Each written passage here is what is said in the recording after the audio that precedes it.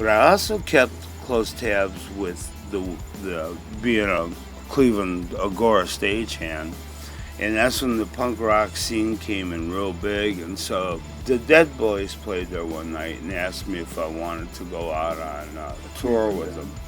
And that night I became Scratch, the official guitar tech of the Dead Boys. So you had to have a nickname?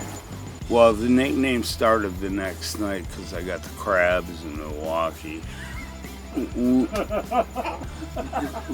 We went out and started opening for the Ramones, Iggy Pop, and the Dead Boys, and this was really cool. This was Iggy Pop's Lust for Life tour, and the Ramones just started. A lot happened on that tour, but I made my first connections out with Hollywood and LA and with the punk rock scene in New York. So when CBGB scene started happening, and this was, 77, 78, 79, the punk rock scene was huge.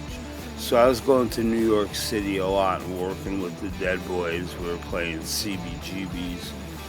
I started becoming friends with sound companies in the New York area. At the end of this Dead Boys tour, I came back to Cleveland, Ohio to try to regroup a little bit. Right, the drinking was already a noticeable issue. Right, my drinking was already a blackout. Let's see what happens. That whole punk rock scene was interesting. And it carried over to when the Dead Boys actually ended up in LA.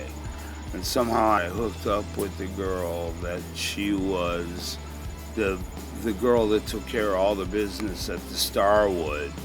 At the time, Eddie Nash was doing his Wonderland Murders thing. Kathy was his secretary. I ended up hooking up with her, but she left there and became the head of the A&R department in Atlantic Records. So her and I stayed close. I started hooking up with all these punk rock connections, and I got a job in a rehearsal studio out there where we had the Go-Go's, the Babies, Marilyn McCoo from the Fifth Dimension, Red Hot Chili Peppers, the Dickies. Was that with the Cramps as well at that time? The Cramps came out of that. It was funny because I was doing the Cramps, punk rock, as their tour manager, sound guy. But at the same time, I was doing Marilyn McCoo from the Fifth Dimension. So I remember us playing in New Orleans and the Fifth Dimensions and wearing suits and that and mailing them all back to the studio in Hollywood and grabbing all my ripped up t-shirts and taking them up to do the Cramps tour. The Cramps was a blast. I gotta say, they're probably one of my favorite bands. Voodoo Rockabilly. They were cool. If you could see this tattoo I have under my eye here, it's 3 musical notes under my eye. One you really can't tell. But there's a scar underneath that. And what happened was I was on tour with the Cramps, and we were playing in Lubbock, Texas. Now we're flying the next day from Lubbock to California to Hollywood to do this movie called Erga Music War, which was all the FBI record label bands, the Police and the Talking Heads, and it was just all these new wave bands. But we were sitting at the Lubbock airport, and we were getting hammered. And the next thing I know, we were boarding the plane, and all these U.S. Marshals came on the plane and started pulling the drummer off because of all our drinking before we got on the plane.